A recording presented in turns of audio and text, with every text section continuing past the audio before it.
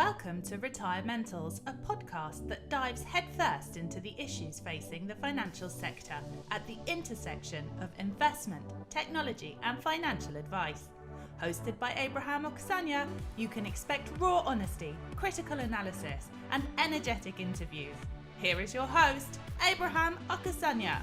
Good afternoon, good morning, good day, wherever you are, and welcome again to Retirementals. I'm Abraham Okusanya, and I'm so delighted to have you on the podcast listening. And of course, I'm excited by my guest today.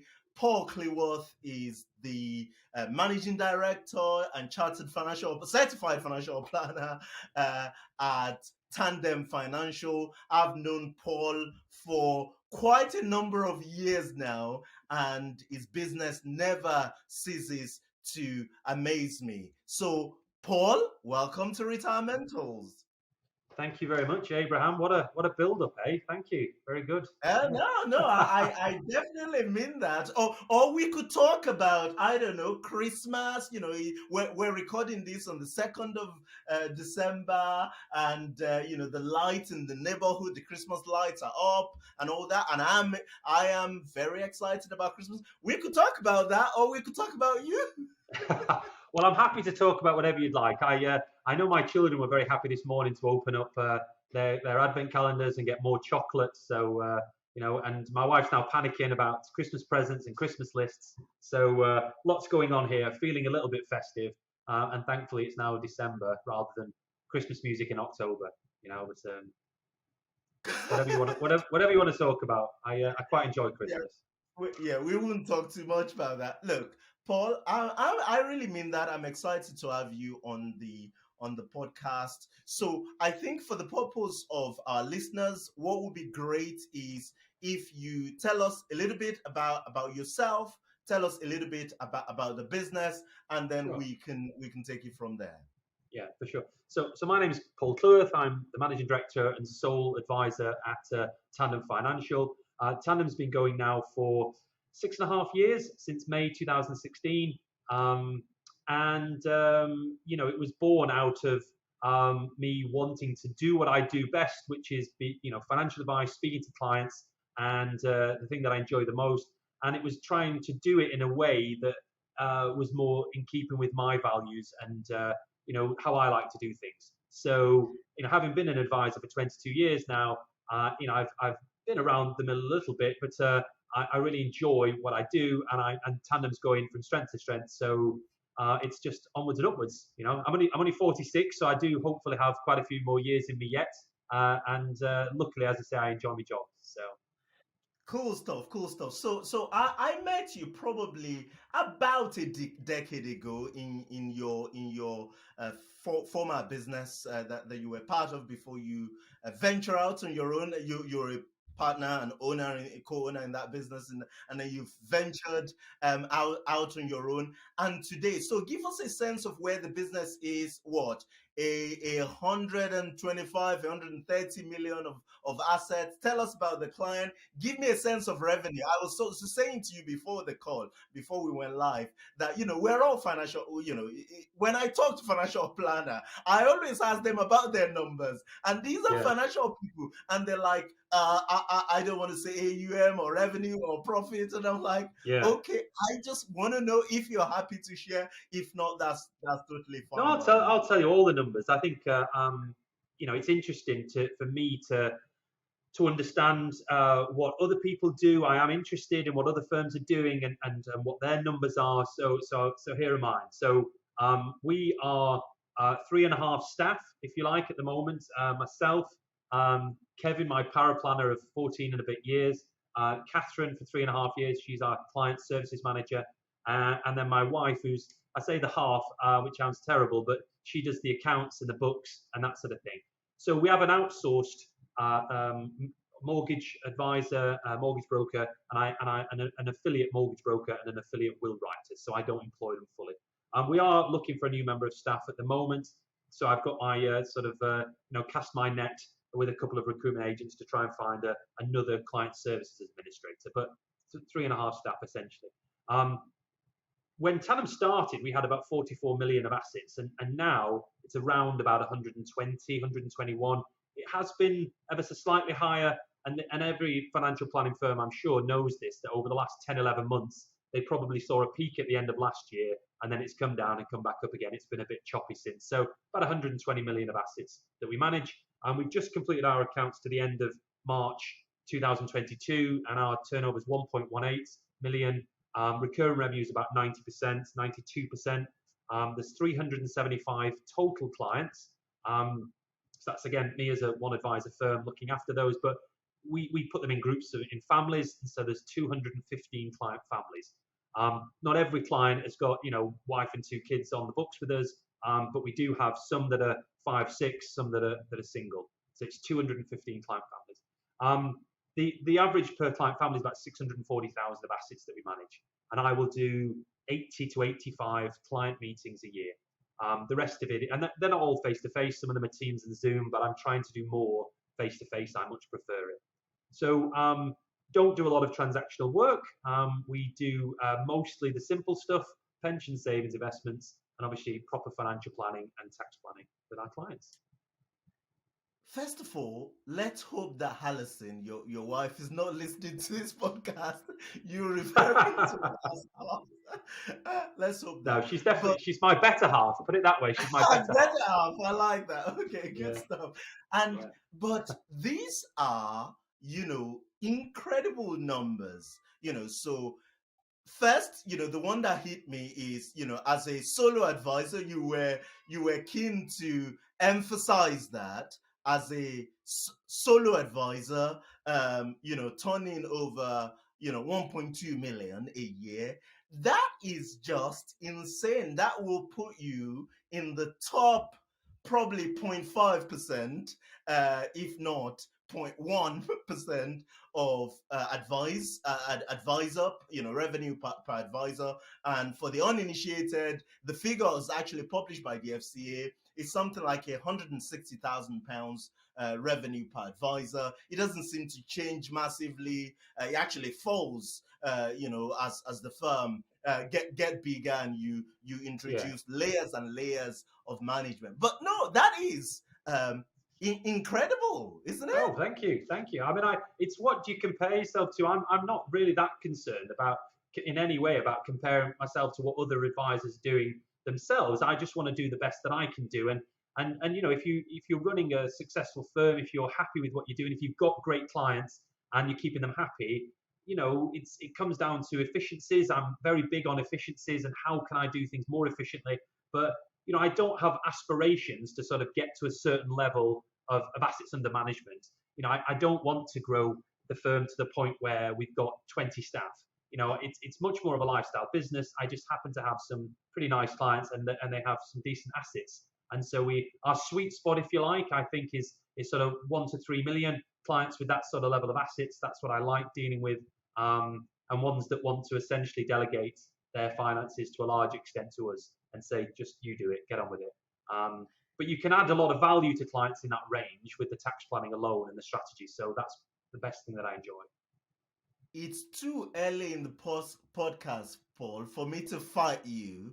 but I'm going to do it anyway. I have to be honest, I really have a problem with, this idea, this framework, when planners, especially the good ones, right? They say to me, we've got a great, solo advice practice. I don't really want to build it, to scale it, to 20. And I'm like, why? Why not? If you've got a great business that is delivering value to clients, why wouldn't you want to scale it? Why wouldn't you want to grow? I mean, I can answer that. I can answer that question for you. I think that perhaps that at my previous firm where there were more staff, maybe there was about 12, 13 at the time, I felt that I was wearing too many hats and I was just too busy, doing too many things.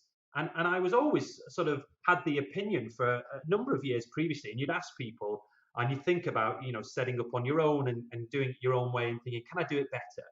Can I do it in a way that I'm happier doing it? And a lot of people will lead you to believe that you can't do it on your own, or that there's too much work, or that you'll be doing even more work. And that's just not true. You can outsource these days, as you very well know. So our compliance, our marketing, our communications, a lot of our IT, it's outsourced. Mortgages, wills, they're outsourced. What do we do in house? We do what we're good at. We do financial planning. We use the platform of choice being Transact. We have 90% of the assets on there, if not more.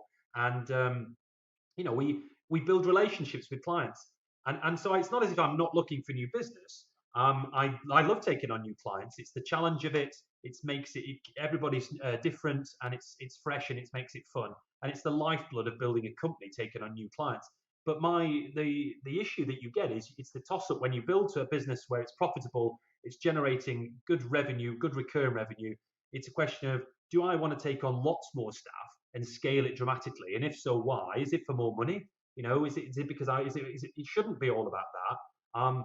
I want to keep my existing staff happy, and I want to have a good lifestyle. And obviously I want to keep my existing clients, with us. And as some get older and move off, or they go into drawdown and they take the money off, you've got to replace that if you want to keep moving forward. So plus, I don't have room in my barn, which is now our head office, for 20 more people. So I really don't want to manage lots and lots of people. And it's I know some people in my position would go the other way and rent a big office and say, right, get lots of advisors and just say, you do it. And that's just not the way I want to go. So horses for courses. Yeah. All right, I'll stop fighting you. Cool stuff. So talk to me about the client proposition. One of the things you've always done incredibly well. It comes out in your marketing. Your marketing is brilliant, by the way. We'll come back to that, and maybe we'll get to it as part of this conversation. But I want to get to this idea of value. Your proposition to clients. One of these things you've always done really well is focusing not on the money, or even the planning as such, but on the life that the clients want to create. You've got all these, really interesting stuff about, bucket list that, people, things that people want to do. They want to check off their list. Talk a little bit about that. Okay. So I think it comes down to being a people person and enjoying that part of the job. If you see a new client and all you're thinking about from the get-go is, what can I sell them? What assets do they have? What can I transfer? What can I make from them? And you're not interested in the client. They see through that very quickly, I think. So there is definitely a point where, for new referrals, I get lots of referrals from existing clients. All of our business for 6 years has been referrals. There's no marketing insofar as there's no paid marketing with unbiased to vouch for, or trying to source leads from a company. They don't do any of that. It's all referral. But I'm batting away a lot of referrals because there's not a good fit. And I prefer to have the fit be right first. So what does that mean? It means that I like them and they like me, that there's a good fit between what we offer, which is holistic financial planning, and what the client wants. Do they want a full review, or do they want to just have you do part of the job? If it's just the husband and not the wife, I'm not interested. We want to work with the couple, with the family. And so I will establish on a phone call or even an initial Teams chat sometimes, for 20 minutes, whether the client has got the right circumstances in terms of what they do, what they earn, and the assets that they have. And although it's quite crass talking about levels of assets that they have, the reality is that I won't see them if they lovely people, but they've got 50,000 to invest. I'll say, look, we're not the right firm for you. What I'd have to charge you wouldn't be worth the while for you. And I'd point them in the direction of perhaps Vanguard Investor Online or something to do it themselves. But if a client does have complicated circumstances, so they've got lots of pensions and assets and protection policies and properties and so forth, and especially if they run a business or if they're a professional, I love working with clients like that. And so you get them in, and then my job is to ultimately try and simplify things for them. I think that we forget that a lot of advisors, in my opinion, talk about how qualified they are, how great they are, what they can do, and forget to ask quality questions to the client, to have them unload what their objectives are and what their feelings are. So I will talk to them about the end goal, like perhaps all financial planners do, and work it backwards. But I much prefer to work on the relationship. And I gesticulate and I try to make jokes and try to use my personality. And some will joke that I don't have one, but Nick Lincoln, for example. But what I will try and do is have fun with the client and then jump from the serious to a bit of comedy and get them talking and get them thinking. And I will show them visual aids and I'll show them PowerPoint presentations and I will ask them questions. And it's this notion that the clients maybe understand 10% of what you're saying, but they take on about 90% of your body language. If at the end of the meeting, being a salesman, ultimately, I can have the client agree that there's a good fit between us, if that's the case, it's about how can I most efficiently take on board this client, do the job of producing a financial report that is easy and it's intelligible, that's easy to read and understand, and then the client can sort of take action. So, what you don't do is give a client eight options. You give them 2 or 3 and you help guide their decision. It's about bringing them to a decision and closing them on something and helping them make a good decision with their money. So I just think we've got that process down to a T. And once you've taken the client on, it's then the case of how can I keep them happy? How can I be different? Not necessarily, write a totally different report every year, but to sort of incorporate another aspect of financial planning or talk to them about their mindset or well-being, or maybe it's this time about estate planning and because you can't do it all in day one. As much as you'd like to, and you put a big list of recommendations, and some clients follow them all, they do, but rarely can you cover everything in one report. There's just new things that happen in their lives.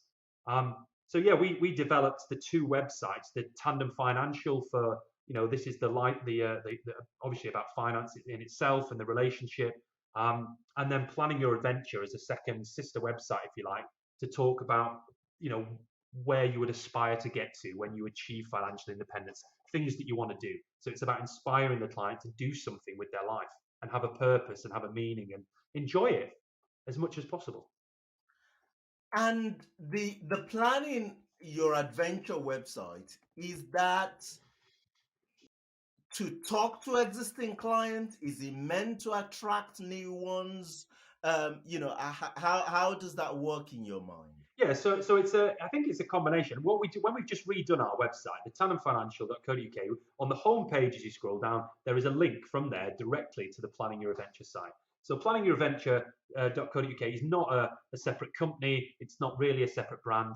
Planning Your Adventure is actually the strapline of Tandem Financial. So on the brand, it says Tandem Planning Your Adventure. That's our sort of 3-word catchphrase, if you like. And so we decided to have the Tandem website, Tandem Financial, and then Planning Your Adventure as a second site. I will talk to clients in the first, when I've had a chat with them on the phone, if I'm going to book them in for a first meeting, we have a process where we'll send the client an email, of course, with a fact find. They do a risk questionnaire, and I will guide them to have a look at our websites and say, have a look, have a quick nosy. Sometimes it's usually before the first meeting, so when they come in, they might have had a look. If they've had a look, fine. If they've not, which is often the case as well, I might refer to it as part of the discussion with the client and say, did you know we've got this other site? Have a look on there. There's 350 articles you can read. There's ideas, there's inspiration. And it's about whether it's relevant at the time. If a client's, dead keen on sorting their pensions out, or they need protection, or they need a plan or strategy, or they need someone to tidy up what they have, the focus will be on that initially. And then as we have meetings down the line, I might bring in the discussion about Planning Your Adventure. So we have, 2 core agendas for clients and 2 core PowerPoint presentations for a meeting. One's pre-retirement, one's post-retirement, and the wording's slightly different. But the core aspects of it are usually quite similar. The areas of finance that you'll discuss, you might say, well, you're good at these areas. Let's focus on this one. And let's talk about, do you want to speak about estate planning and wills and LPAs and stuff? So I'll gauge that before the meeting, elaborate on it in the meeting, and follow it up by sending them some useful a video I want them to watch on our site, direct them to an article we've written, and say, have a look at this. And it's not trying to dictate what the client has to do. It's just trying to give them ideas and try to inspire them and have them think about the issue. And they talk to you all the time about, if you ask the question about what they want to do, what things interest you, what brings you joy and fulfillment. Clients talks about going on holiday a lot. And so you ask the question, when was the last holiday? When did you last go? And then they go, oh, I haven't been for a while. Big COVID, pandemic. And what I'm trying to do is have them make a decision and plan it out and do something. And the more you can do that and have the client take action and understand what's important to them, the rest of it becomes easy. The finance part, the sort of the planning part, that just becomes secondary. It shouldn't be, for me, the motivation of, look how clever I am, look at this very complicated tax planning, give me credit for writing this amazing report and saving you this much tax. You should definitely explain those things to a client, but it shouldn't be the main focus. The relationship and what the client does and how they do it and what brings them joy and fulfillment should be a bigger part of it for me. So, talk to me about your marketing. What do you do with them? You have a lot of marketing collateral. You have the website. You have hundreds of articles. I know you do a quarterly newsletter. Probably something monthly as well. Yeah. So what we do is we send. We don't send. I know some firms send emails weekly, and I suppose if you're a massive firm and you've got a marketing department and you want to do that, that's fine. If you've got a massive client base, you have to have more touch points. What we found that worked for us is to have 6 emails a year minimum, go once every other month, go from Tandem about financial topics, and in between those, one from planning your adventure with articles that can inspire a client to do stuff that's, again, non-finance related. We'll still do the budget email or autumn statement or both. There's a Christmas email, and there might be an ad hoc one, as there was when we had this sort of Ukraine-Russia war invasion, and I sent an ad hoc email and try to address it straight away in the reassurance emails. But I find that if you send too many, they just get missed, they don't get read. We have a 60% open rate on our emails from MailChimp, which is quite good.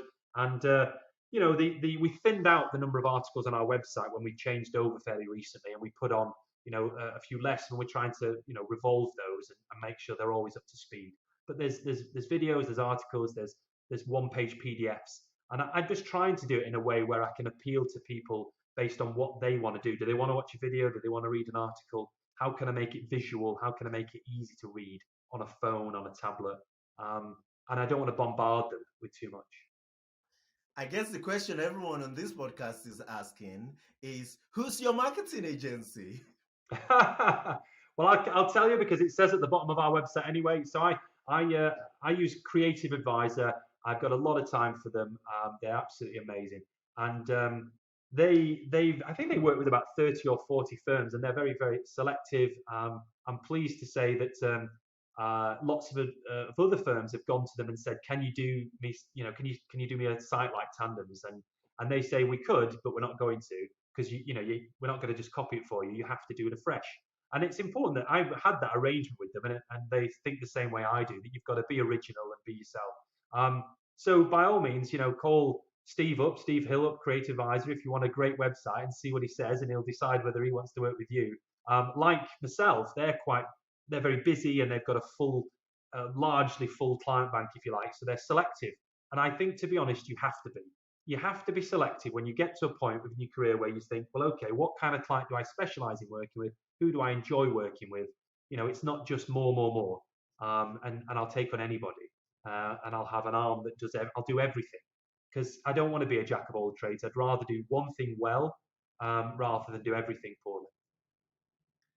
It's interesting, because the last time I asked you that question, I think what you said to me was, "Oh, I don't like telling people my marketing agency because I don't want other Yeah, but they put it on the bottom of the website so people could find out, couldn't they? So, yeah.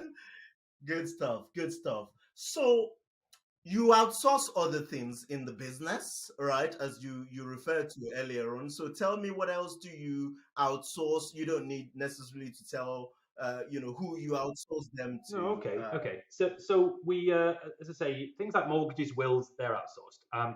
We don't get a lot of inquiries for DB transfers and that sort of thing. I don't have the permissions for that, so I don't do them. But in terms of aspects of running the business, we outsource compliance, and I have 2 companies actually that help me. One that does the audit every year, and I get to look on their online website and get the newsletters and stuff like that.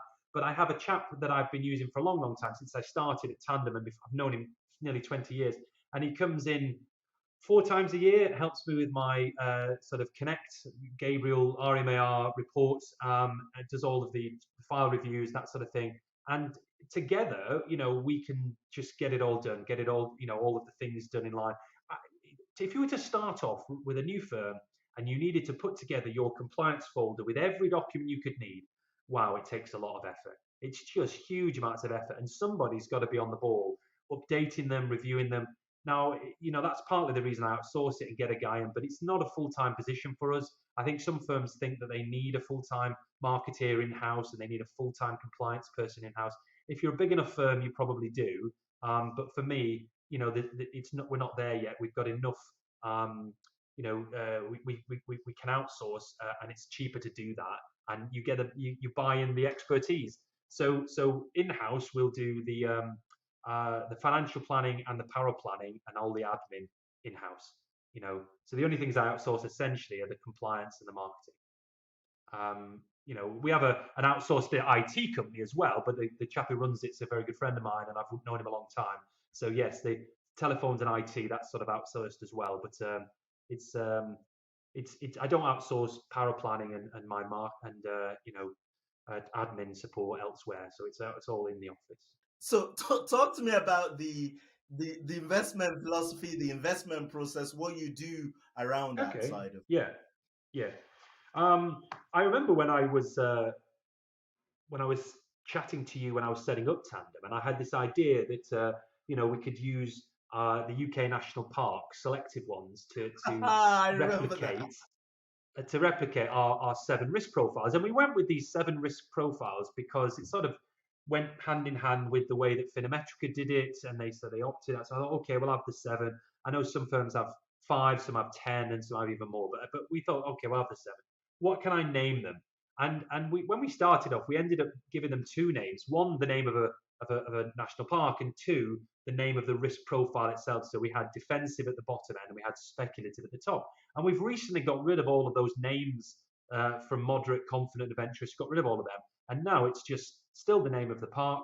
So it's the bottom one is the Broads, and the top one is Cairngorms, and there are ones in between. And with the topography of the land, the more volatile, the more.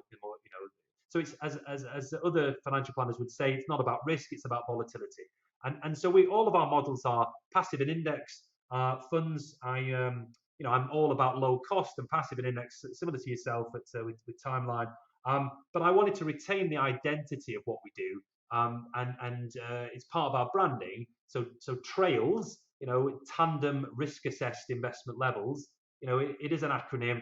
It sort of works for me because, of course, if you're going on a hiking trail, it's about paths and journeys and movements. So it sort of all worked well to explain the journey with the client. But the underlying funds, there's 10 of them. They're largely Dimensional and Vanguard. So it's not revolutionary, but what it is trying to do is to help the client understand what the differences are between them, and to identify which one they're in when we speak to them, and sort of say, should we change that profile? Is there a reason to move up or down the risk spectrum? And as the years have gone by, I sort of wished to an extent that I'd had just one profile. It's like, you're all going into this one. That would be even easier, To have more and is a bit harder work, but then again, it's just, you could do that with a new firm. Now changing all of the models back to one is a lot of hard work. And say, right, you're all going into 100% equities, that's it. That's just tricky to do, so we're not going to do that anytime soon. Where do people sort of tend? Do they tend towards, the high equity portfolio, or in the middle? Well, it's a cliche almost, because with the standard deviation bell curve, and you do a Finametrica report, it's almost as if with these 25 psychometric questions and then a further discussion with myself, that lots of clients land in the middle somewhere. So moderate, perhaps no surprises, which is actually called Peak District, is in the middle, and it's the one that's the most popular. The next one up, Northumberland, which is our sort of 70-30 split, and that's what we now name them. It's the name of the park plus the equity bond split. So if you're in the middle one, Peak District, you're 60-40 equity bond. But I think that given the experience we've had over the last sort of 12 months, and just through further research and my thought process, having taken on some of the wisdom of Nick Murray, I think what I do is have them do the risk questionnaire, discuss it with them, and show them the differences, the past return, the potential return, talk about volatility, and then if anything, I'll be probably encouraging them up the risk spectrum more to include more equities, if it's appropriate for them, and possibly to counter that if need be, to just to top up cash a little bit. So I think that a lot of people that are in their 30s and 40s that end up in moderate because it's default, because they think, oh, I don't know, I'll go in the middle, and it's a lazy choice. Especially if they're pound cost averaging lots of regular premiums, they can absolutely afford to be much higher up on the risk spectrum and go to even Cairngorms, which is 100% equities. It's only 6 funds, but it's 12,500 stock and bond holdings. And when you're holding your assets, as per market cap, globally invested, what's the risk really? You've got obviously equity risk, and you've got, stock market risk and systemic risk and all of this. However, it's just volatility risk, short-term declines, long-term gain. It's just why at that age own too much in bonds? It doesn't make any sense. So it's hard to have that discussion sometimes with clients, but it's where my focus has gone, and I'm we always discuss it. Risk is the first thing on the agenda, isn't it? Risk profile, it always is. Yeah, it's fascinating. And look, I'm gonna give you a live sales speech. I was stopping myself so much from doing it, but you kind of stuck your head in it. So here goes. Right, like I I have said to go now. Sorry, I'm signing off. Yeah, but like I said to you, you can still keep your trails, your portfolio nomenclature, and timeline will manage it for you. What we would bring to the process is three things. Yeah. Hang on. Is institutional share class, which means the cost will be lower or about the same once you introduce our own costs to it. Technology, and will absent all the administration and the management. You keep your brand and everything, right? Well, I have not in any way discounted that at all. I've not explored it enough. I think you're wonderful, Abraham, and I'm going to look at Timeline more. So just for all the people listening, if there's anyone listening, actually more than one person, or watching, then yes, talk to Abraham about Timeline. I'm going to do the same. That thank you for saying that, but that's by the way. Actually, the other thing that you brought in this conversation is this thing about risk profiling and getting people more towards equity investing, right? Which we all know intuitively, based on data, that's the right thing for most people. Where I agree with you and I disagree with some of the things going around in our space is like this idea that I'm just going to have one portfolio. Everybody that comes through the door is going to end up in that portfolio. Yeah. I am not going to do risk profiling. And I'm like, no, because as you know, right, this profession, you've proven that this profession is an incredible one that you can do good by clients and be profitable and make a lot of money. There ain't nothing wrong with that in my view. There is no reason to basically lose your shirt from a regulatory point of view by this kind of sounds to me like 1980s 1990s type framework. There's no reason to do that. I totally agree with you that I would do the risk profile. I will go a step I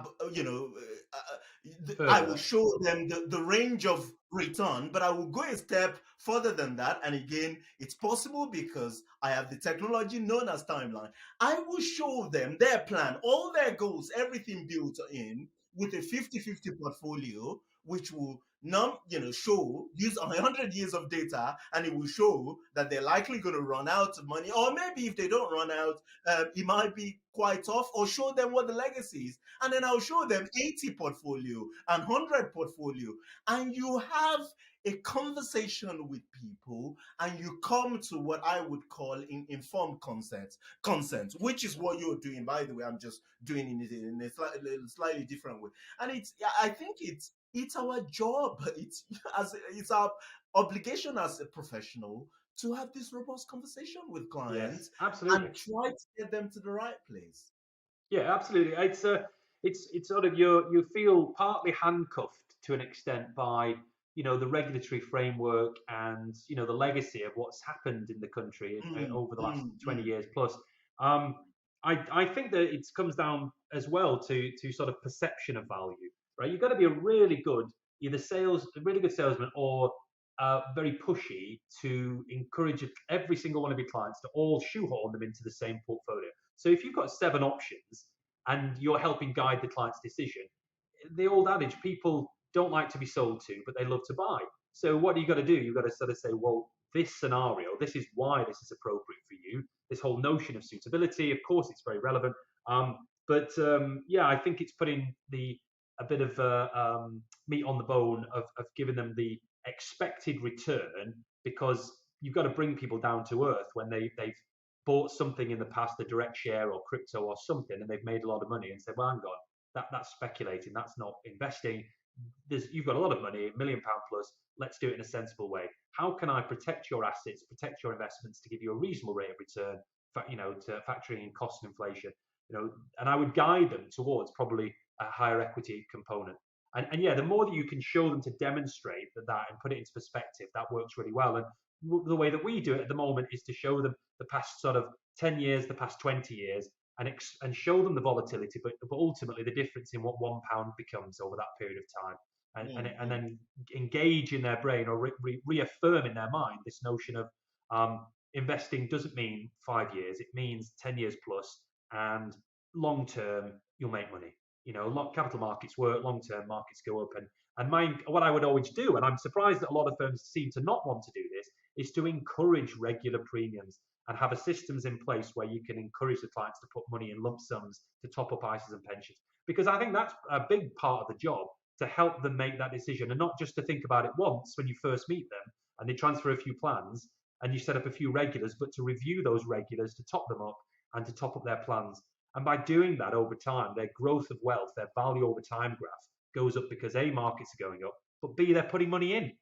So I always say to all of my clients, very simply, if you want to make wealth, if you want to build wealth, if you want to make money, it's 3 things. It's regular premiums and lump sums. You have to put money in, number 1. Number 2, it's time. Time in the markets, not timing the markets. And 3 is the discipline. It's just keeping it going no matter what. So some of the best clients that I have where I've built the rapport is they've just sort of asked me, what risk profile should I go in? And I'm going, just go in terms on 100% That one. equities. And we don't spend too much talking about it, because you can over talk it and you can panic the client. So the best clients are the ones that just do as they're told, quite frankly. And should I put more in, Paul? Yeah, you should. Yeah. And I'm not saying that so that we can make more money. It's because it's the right thing to do, because they can afford to. So yeah, it's reality is most clients, they need the discussion, and of course you need to explain the pros and cons of it all. But I'm all for a higher equity content for the majority of clients, especially in today's market, where with bond prices having done what they've done. Now, I wish I'd done it obviously 2 years ago.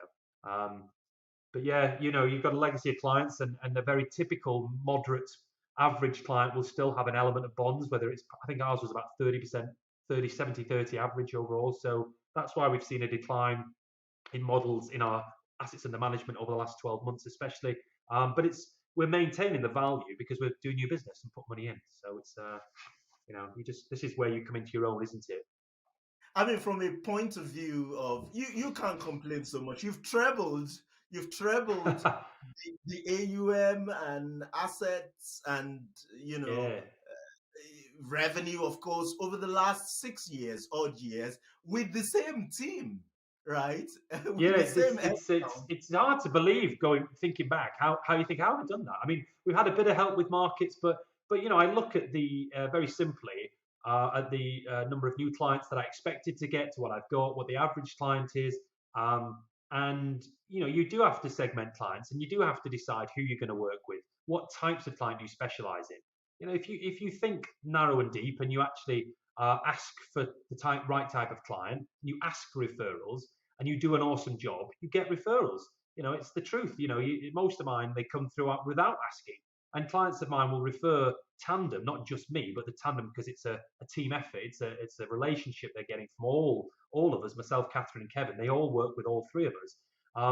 They're getting that sort of trifecta of financial planning. But I don't pawn them off to another advisor for one. But yeah, I was just going to say that I work with all the clients, and over 6.5 years of building up the assets, we've got more clients that have got bigger assets, and I've encouraged more of them to put more money in.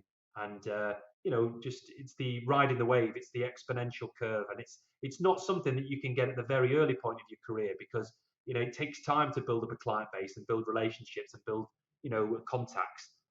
So anybody that's a newer advisor, and I've spoke to some recently that have got in touch with me because I've done a couple of PFS Powers and other webinars, and they've asked me, and I'm more than happy to have a chat with them. And it's a starting process, but it's not limiting your beliefs and not thinking, yeah, I need to take on this client because I might not get another. I've got a referral for 200,000. You've got to know when to say no. You've got to know when to segment, when to sell some clients, if need be, move them to another firm, and to focus on what you're good at and do that. I get clients asking me to do things, and I say I don't do that. Paul, I want to buy some crypto, or I want to buy some direct shares. Okay, go and do it yourself. And it's not said in that way exactly, of course, but if a client gives you a scenario which you're not familiar with and you're not good at, just don't take them on. I'm on an IFA forum where lots of people are posting, I've got this scenario, I've got this complexity, and they're not an expert in that area, and yet they're taking on a client where they've got all these problems, and they're going to drop all their other clients and business on to say, well, let me spend a week on this one. And I'm like, well, no wonder you're not making money or profitable, because you're just inefficient. Do all the simple stuff. Keep it. So there's no shame in just doing simple stuff. You can still be profitable and do an awesome job. Good stuff. Good stuff. So you're a spring chicken still, very much, right? You're 46. You're what, 30, yes. 37, 36. Yeah, that's the camera lens. Yeah, I've not got makeup on. No, but I try to keep young, Abraham, put it that way. But no, I'm 46, and been an advisor 22 years, so since mid-20s. Yeah. Yeah. So you've done incredibly well. There is still life in this dog yet. Yeah. Right. Are you going to ask me what the future holds? Where do you take this? Easily this gets to 250 million just yourself. Does it get to 500 million just with you? How do you get there? I think what will happen, and it's a question I've been asking myself a lot recently, because speaking to the staff, we're probably at 85% capacity, which is why I'm requesting, I'm looking to take another staff member on. But I think it's either a question of new staff member first, and then maybe another power planner. And I think that as a sole advisor, I've obviously got various risks involved in being a sole advisor firm. So I may take on a trainee advisor or actually a full-time advisor in the future. Those things are open to me. I'm not desperate to do it, and I don't personally think, okay, I need to map out the next 5-10 years of my life. I'm perfectly happy with small tweaks to the business as it is at the moment, as long as no one's feeling pressured or overrun or just run ragged. The clients, if plates were stopping spinning, or if people weren't getting emails back or calls, I'd be concerned. So it's I don't envisage 500 million of assets for one client. I mean, that would be good for one advisor. I think if money was the sole focus and I had very rich footballer clients, maybe you could get there. But I think or businessmen, for example. But no, it's more of the same. It's maybe we as a business expand a little bit with more staff. I don't want to move anytime soon from my nice barn where we've developed. You'd have to build a new barn. Build another barn, but add an add-on, and just cram people in or move to someone else. So I don't know. It's not something I'd rather think what's happening the next 24 months. I think I can see that far. Anything much further than that, I'm not so worried. But I do plan to be an advisor for the next 10 years plus, because I enjoy it. And my kids are only young; they're only 7 and 11. So I don't know what I'd do with myself if I was if I was not an advisor. And you sell up, you make loads of money, great. But actually, I've got to a big responsibility to not only my staff, but also to my clients, to look after them for this period of time. And if I was ever going to move on, I would give plenty of notice, or merge with another firm or something. But it's again, it's just thinking up ideas as they come. It's exploring options, but ultimately, we're quite happy doing what we're doing at the moment.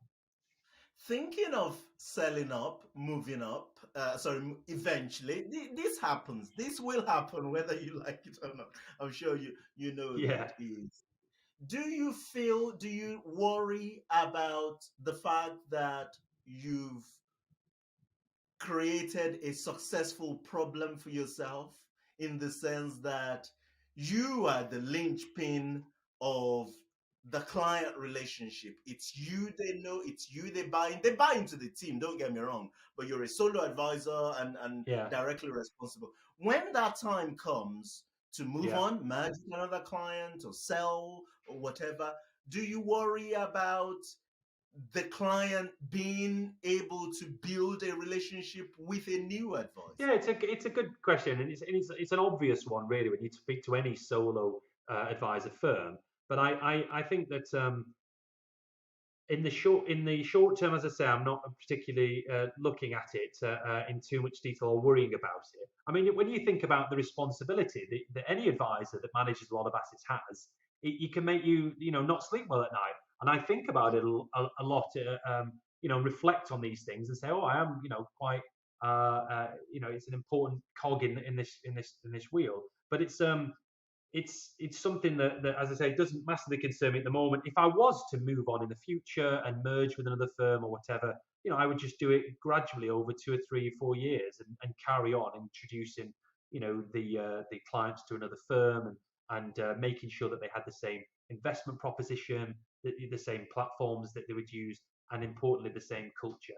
Because it's more important to me that I do my job well. I know it sounds corny, but this notion of integrity, absolute honesty and integrity.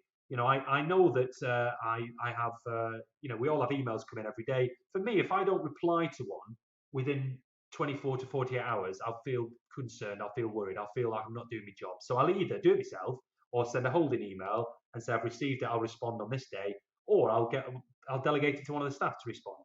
But we don't get the phone ringing off the hook, and we don't get 700 emails every day. So we're getting through them, and it's we if a client calls, we'll call back within 24 hours. That's the what we try to do, and email within 48. And I think that I can sleep very well at night knowing that I'm doing my job and I'm doing the best that I can. And you've got to be thinking all the time. Well, this is what I think. How am I adding value? Have I called that client recently? Have I just called them up to ask them if they're okay, or is there anything I can do for them? And that's my plan now, to actually say, how can I engage more with my existing clients? Not just how can I take on loads more and make more money. That's the wrong focus. Certainly for me, it is. And by focusing on the client relationship and doing a great job, we'll be successful and continue to be successful. And that has worked well for me for the last 6 and a bit years. So I'd like to think I'm doing a few things right.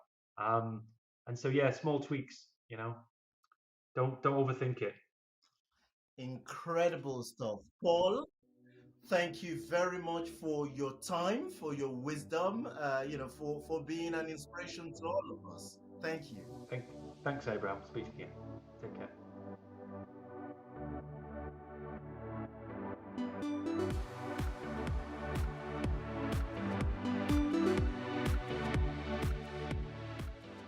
I'll be remiss if I don't thank my incredible team who worked very hard to put this program together. Thank you very much, guys. I'd like to thank our sponsors, Timeline Retirement Planning Software, and PyTech, low-cost flat fee model portfolio manager.